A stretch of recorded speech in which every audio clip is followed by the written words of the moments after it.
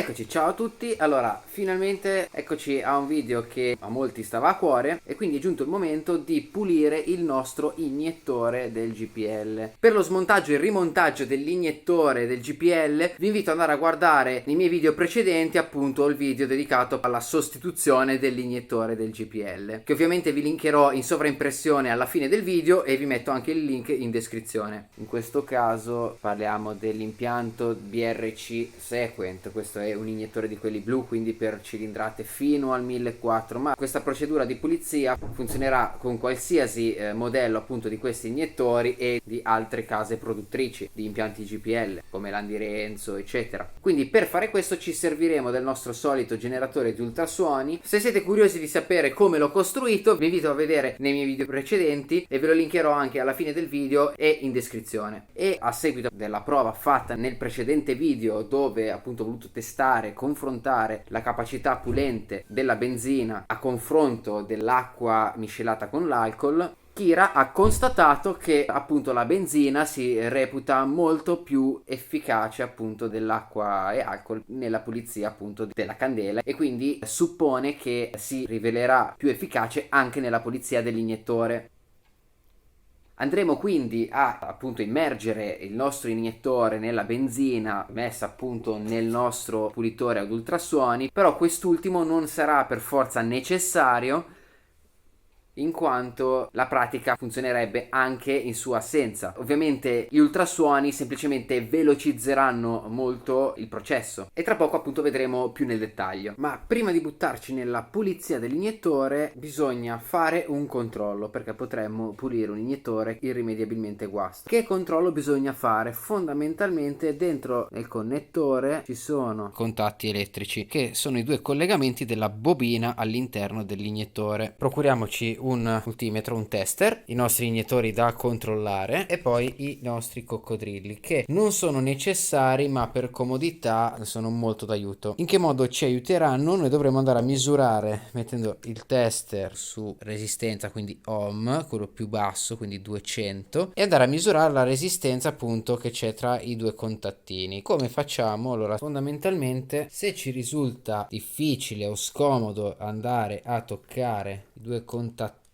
con solo i puntali, ecco, vedete, però si riesce, però scappa, la cosa scappa, come vedete è un po' complicato. Allora, per far prima cosa facciamo? Colleghiamo un coccodrillo al nostro negativo, l'altro coccodrillo rosso andiamo a collegare al positivo e andiamo a misurare la resistenza andando con i coccodrilli a prendere appunto il contattino elettrico. Andiamo a prendere 1 e 2. Ecco, come vedete prende e sono 2 ohm,4. Gli iniettori dovrebbero avere una resistenza variabile tra 1,5 e 2,5, quindi in questo caso siamo al limite perché semplicemente l'iniettore è molto vecchio, il rame degli avvolgimenti si è un po' cotto, ma comunque la bobina è ancora, diciamo, in buono stato. Qua c'è da fare una precisazione: nel caso come il mio in cui trovate questi iniettori che hanno una resistenza della bobina buona ma comunque un po' alta proprio per la loro età, questo proprio siccome aumentando l'impedenza della bobina si ridurrà di conseguenza la corrente che la attraverserà e quindi anche la forza elettromagnetica della bobina, questo a lungo andare risulterà in un tempo di apertura degli iniettori che andrà via via riducendosi, ovviamente molto poco alla volta, però comunque succede. E questo cosa causerà? Semplicemente causerà il fatto che nella camera di scoppio verrà iniettato un po' meno combustibile, gas in questo caso, perché semplicemente la mappatura della centralina dell'impianto GPL sarà stata programmata agli inizi per tenere attivo l'impulso elettrico per un certo numero di millisecondi, per permettere alla giusta quantità di gas di entrare appunto in camera di scoppio. Però la centralina, non accorgendosi del fatto che l'iniettore invecchia, darà sempre un impulso della stessa durata di tempo. E cosa succede se il rapporto tra combustibile e comburente, cioè l'ossigeno, si riduce? Semplicemente si dice che si smagrisce la miscela. Allora, una miscela magra magra, cioè con una quantità minore di combustibile rispetto al comburente, rispetto al rapporto stechiometrico, risulterà in un gas di scarico post combustione, appunto, molto più caldo. Il problema è che nella combustione GPL già di suo normalmente il gas di scarico risulta più caldo rispetto alla benzina, e questo già, appunto, come si sa, rischia, soprattutto in certe macchine, magari motori a 16 valvole con forti aspirazioni d'aria eccetera, risulterà a lungo andare in una usura di alcune parti del motore, purtroppo anche essenziali, come a partire da magari le sedi delle valvole che iniziano a deformarsi, quindi le valvole inizieranno a non lavorare come si deve. Sto comunque parlando di problemi che si presentano dopo 150-200 mila chilometri di utilizzo, non è che vi succede domani. Oppure le fascette elastiche, le guarnizioni fondamentalmente dei pistoni, o anche i raschi a olio, che sono quelle componenti del pistone che impediscono all'olio di motore di entrare in camera di scoppio, ad esempio, o di fuoriuscire da altre parti, e si rompano, appunto, danneggiando il motore. Quindi semplicemente un consiglio, poi in futuro farò anche un video sul come fare da sé questa procedura. Comunque un consiglio per evitare questo problema è o di sostituire gli iniettori, però comunque è una spesa abbastanza gravosa, oppure di fare una rimappatura dell'impianto GPL, che da un qualsiasi meccanico autorizzato, se non volete farvela da voi, comunque penso che intorno a 50 euro ve la faccia. In questo modo cosa succede? La nuova mappatura andrà a riprogrammare la centralina adeguando la durata dell'impulso alla nuova impedenza un po' più alta, appunto, per l'invecchiamento delle bobine degli iniettori. Andiamo a misurare gli altri, ma a meno che non ci siano guasti dovrebbero essere tutti più o meno allo stesso livello, diciamo alla stessa impedenza. Ecco un altro 2,4, proviamone un altro ancora, 2,5, questo già è leggermente più usurato, e anche questa andiamo a vedere, 2,6 anche questa. Bene, direi che le bobine di questi 4 iniettori sono abbastanza buone. Se certo qui avessi visto dei numeri molto più alti, significa che le bobine erano proprio, si sono bruciate, e di conseguenza l'iniettore non avrebbe mai funzionato come si deve neanche dopo una pulizia. Diversamente, se invece avessi visto una resistenza molto più bassa di 2,5 come abbiamo visto, come ad esempio magari 0,3, 0,4, vorrebbe dire che degli avvolgimenti della bobina sarebbero in cortocircuito, e di conseguenza comunque risulterebbe guasto l'iniettore. Bene, quindi questi iniettori possiamo pulirli, e niente, quindi andiamo a vedere la pulizia. Quindi per fare questa pulizia dell'iniettore avremo bisogno di ovviamente benzina,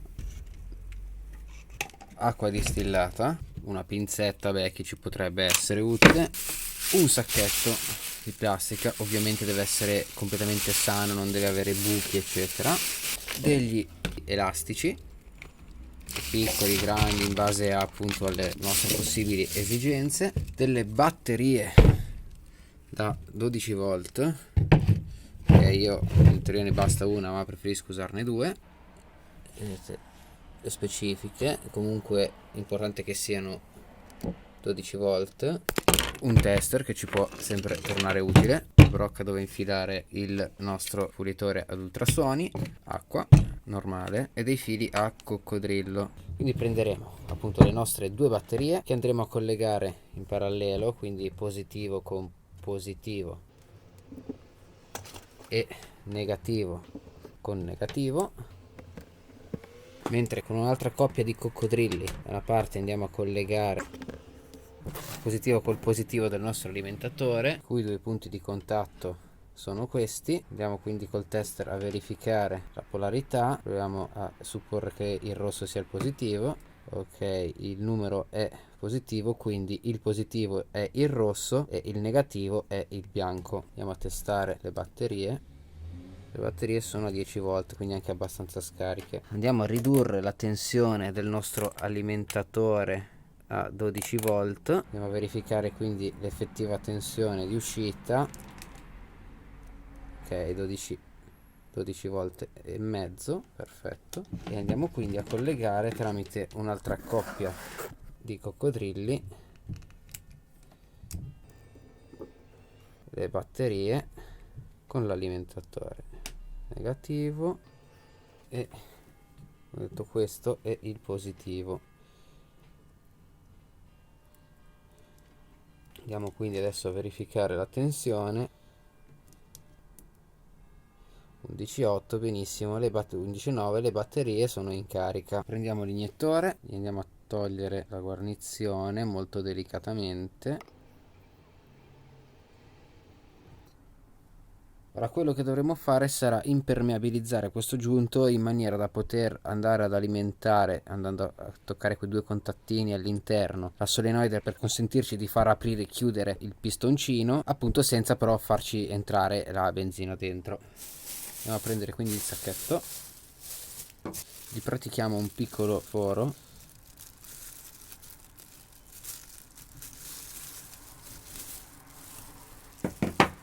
Passando da dentro il sacchetto andremo a far uscire dal foro appunto il connettore dell'iniettore. Sfruttando questa zona, questa rientranza dell'iniettore, andremo a stringere degli elastici in maniera da non far passare dai liquidi. Quindi facciamo così, passiamo gli elastici e iniziamo a metterli, stringendoli appunto sul collo del connettore.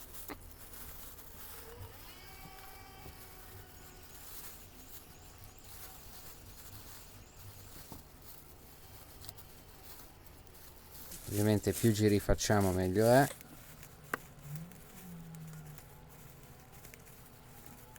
Ok, sembra che stringa abbastanza bene. Una volta fissato appunto il sacchetto sul collo del connettore, andiamo a collegare i due coccodrilli ai due contatti e due. Benissimo, una volta collegati i due coccodrilli, prendendo l'iniettore da dentro al sacchetto, andiamo a rivoltare delicatamente il sacchetto come un calzino.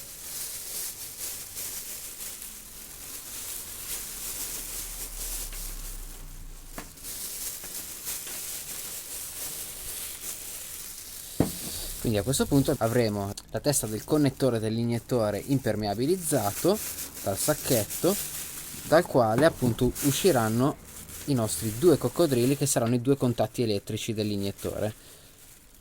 Per sentire l'iniettore aprirsi ci basterà collegare un coccodrillo e far toccare con l'altro l'altro polo della batteria. Come sentite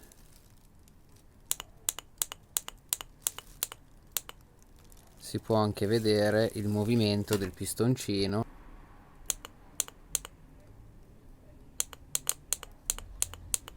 Quel che dovremo fare sarà semplicemente questa operazione tenendo l'iniettore in immersione. Un po' lo possiamo tenerlo attaccato, quindi al nostro solito con l'acqua andiamo a immergervi il nostro pulitore ad ultrasuoni. Come nel video precedente andiamo a mettere un po' di acqua distillata sotto. Allora, ho avuto un po' di difficoltà perché ha iniziato a non andare e ho scoperto che praticamente questo sensore in questo caso deve essere messo in contatto elettrico con l'acqua che è all'interno, quindi mi basterà immergere questo coccodrillo qua dentro e l'altro capo lo andrò a buttare dentro qui.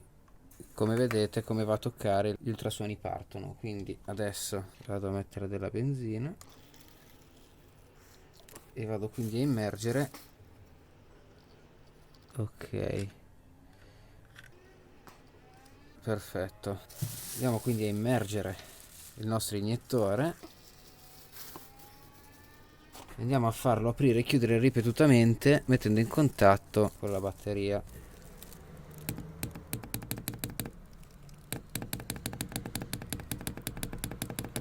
Come vedete si generano delle goccioline in quanto l'aria dentro l'iniettore viene sostituita dalla benzina.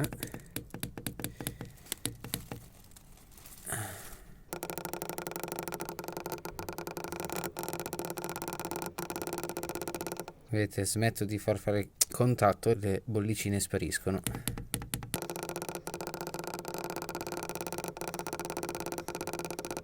Come vedete la benzina si sta sporcando molto, sta diventando molto opaca, probabilmente a causa della sporcizia che si scioglie appunto dentro la benzina.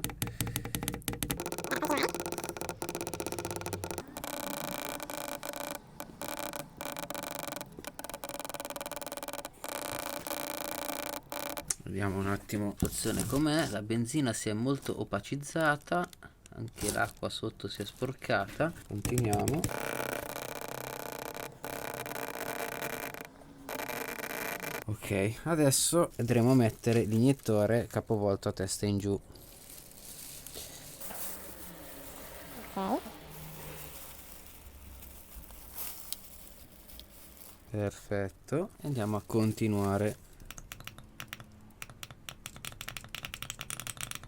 Adesso il suono, vedete, è cambiato perché il suono viene fuori dall'ugello, fuori da questo ugello.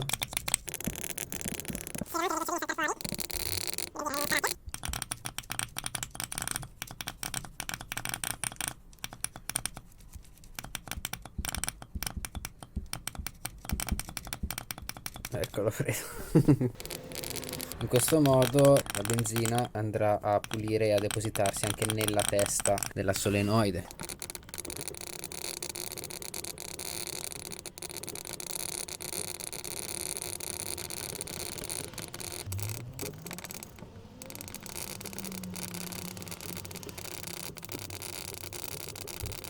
Ovviamente attenzione perché stiamo parlando di benzina e qui si verificano delle scintille, quindi fate molta attenzione.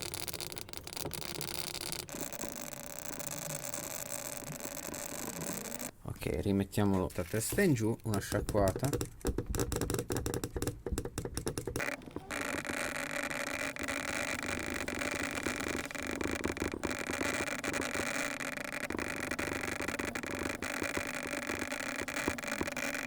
Ok, abbiamo finito, possiamo spegnere il generatore di ultrasuoni, possiamo estrarre il nostro iniettore, lo scoliamo, con uno straccio lo andiamo a pulire. Andiamo ancora a rivoltare e a togliere i coccodrilli. Uno, due, perfetto.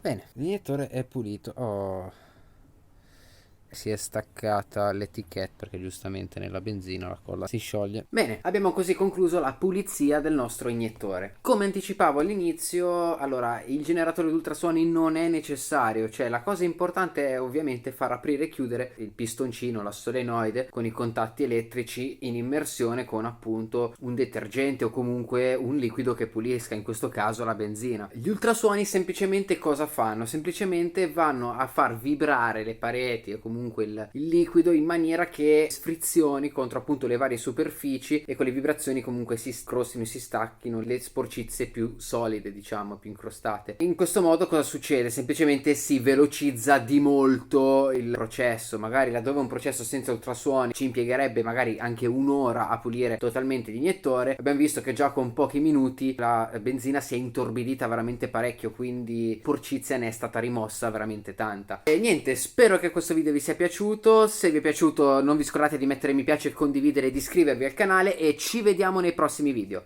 Ciao!